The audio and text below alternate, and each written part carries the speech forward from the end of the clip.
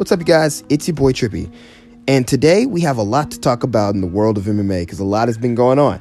So as we all know, Jon Jones is supposed to make his big move to heavyweight and supposed to get the immediate title shot after whoever won at UFC 260. And we all saw how that one went. Francis Ngannou is now the new heavyweight champion. So now we're all waiting. What's next for Francis Ngannou? Right now, as it appears that it's going to be a Jon Jones title fight, and that's crazy. That's crazy to think about due to the fact that Jon Jones is moving up to heavyweight finally after teasing it for years, and Francis Ngannou is now this new champion who is possibly the most devastating puncher in UFC history.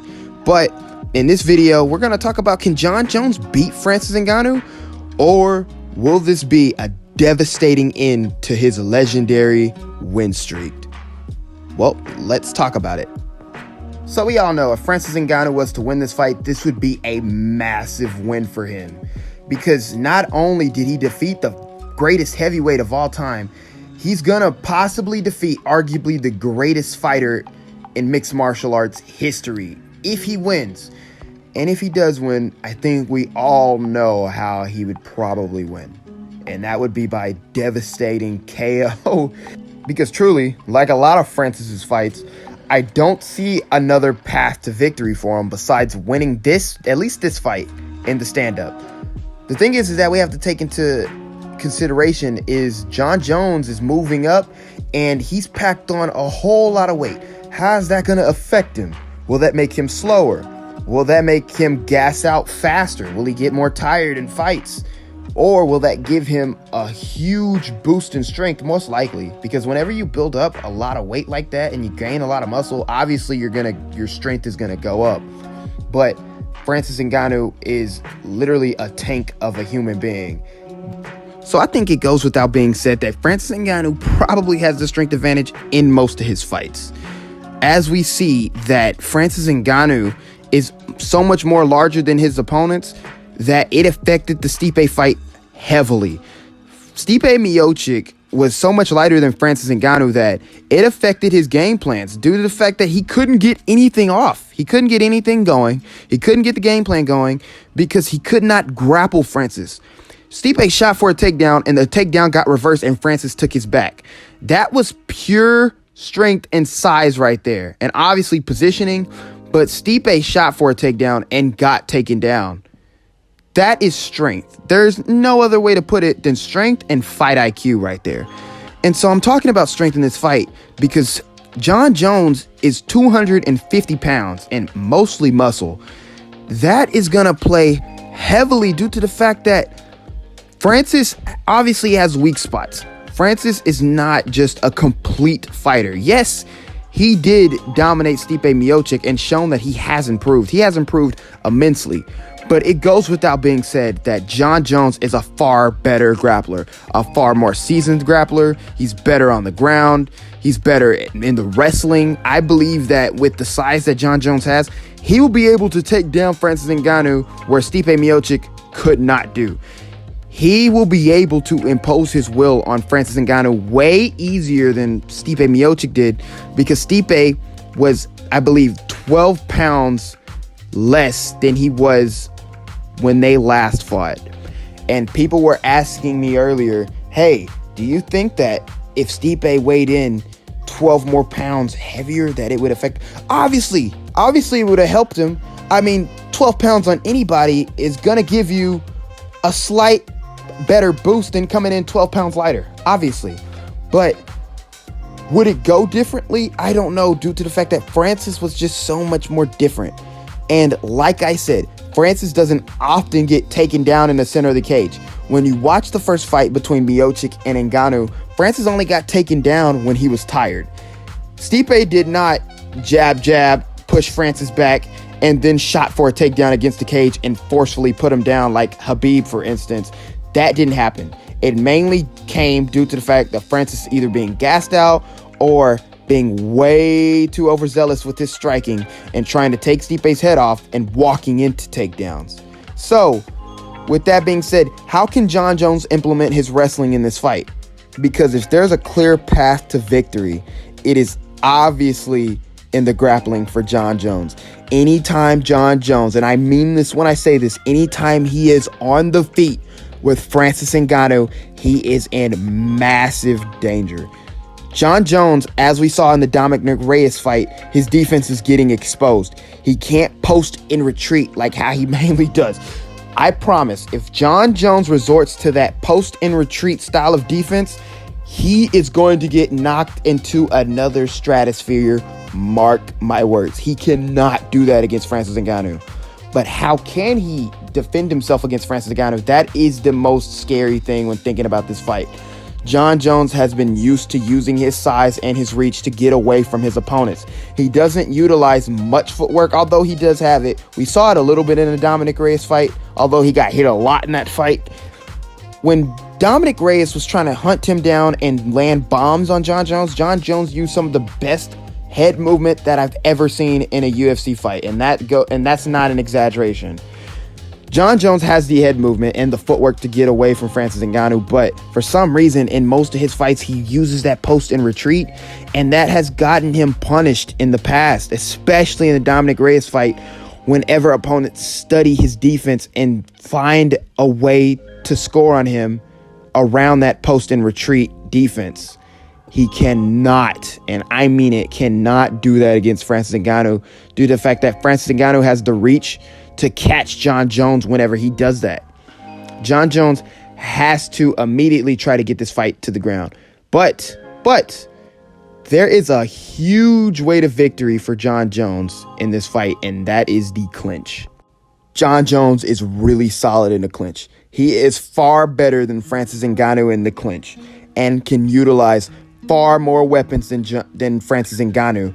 That's knees to the body. Although Francis has good knees to the body, Jon Jones has better knees to the body. Jon Jones has razor sharp and is quick-witted in the clinch and creative in the clinch as well, throwing spinning elbows, knees to the body. He can utilize takedowns. He can trip Francis Ngannou, sweep Francis Ngannou. There is plenty of ways that Jon Jones can get Ngannou to the ground, but the thing is that if Francis comes prepared for it, what if Francis comes prepared for all of Jon Jones' attempts to get it to the ground and he just stuffs all of them come fight night?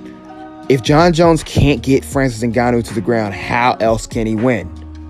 And I say the best way is to clinch.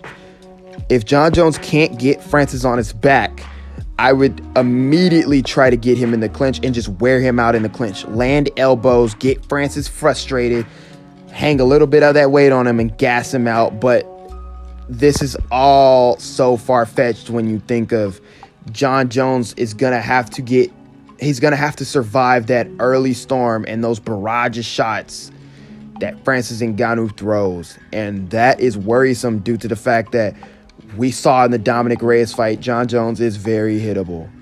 If Jon Jones gets hit just as much as he got hit in the Dominic... Matter of fact, there won't even be any of that. He won't get the chance to get hit just as much as he got hit in the Dominic Reyes fight because Francis is going to put him out.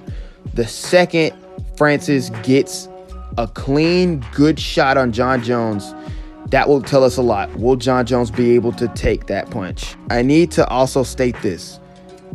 Jon Jones is a much different fighter than Stipe Miocic, obviously.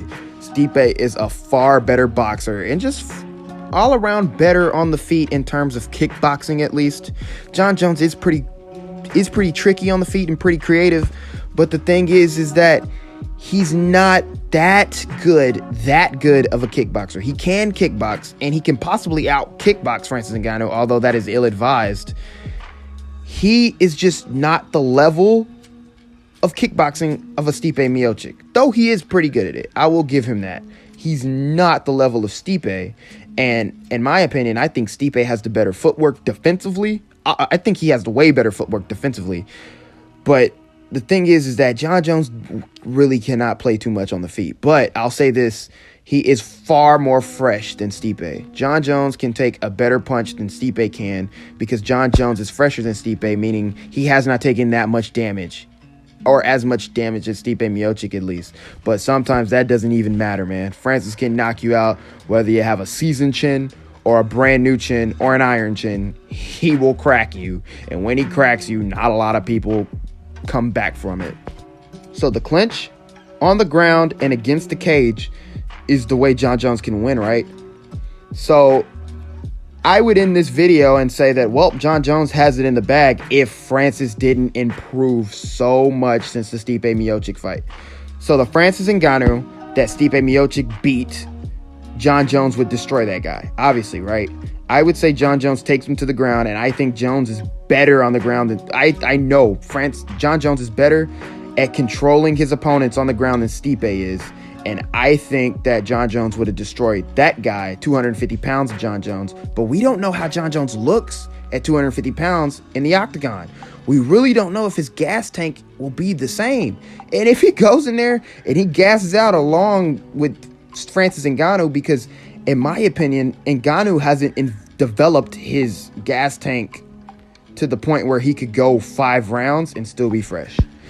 He, after a few exchanges, after hitting Stipe with all his might, he was breathing out of his mouth, and that was a little weird to see, because he only landed a few shots, but the reason why is that Francis puts all his might into those shots.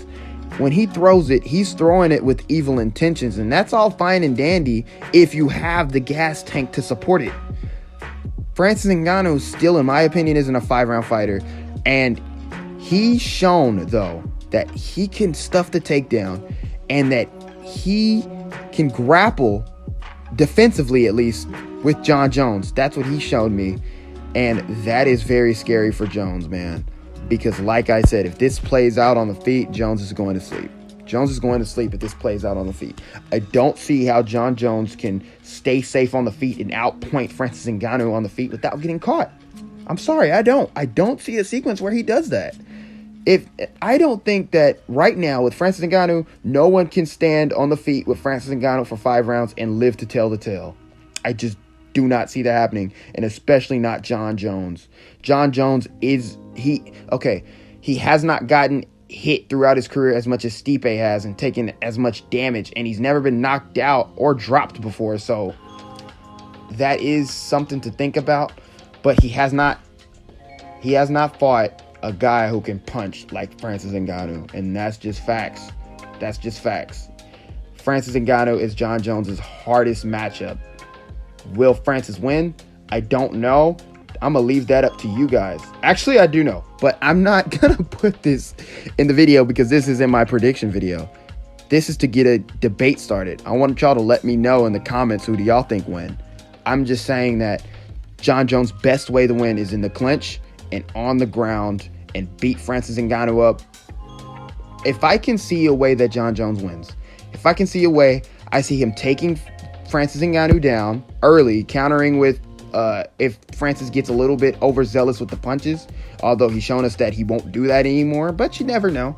He could have flashes of his own self, and he could run into a takedown of Jon Jones, and when it's on the ground, Jon Jones can submit Ngannou, he can beat up Ngannou, and he could gas him out, hold him down for 2 rounds, get him down to the ground. If Jon Jones can go out there and implement his wrestling early, and he can just go and take Francis Ngannou down in the center of the cage, or push him up against the cage, beat him up in the clinch, and then take him down, we could see a dominant performance from Jon Jones. I'm not even kidding.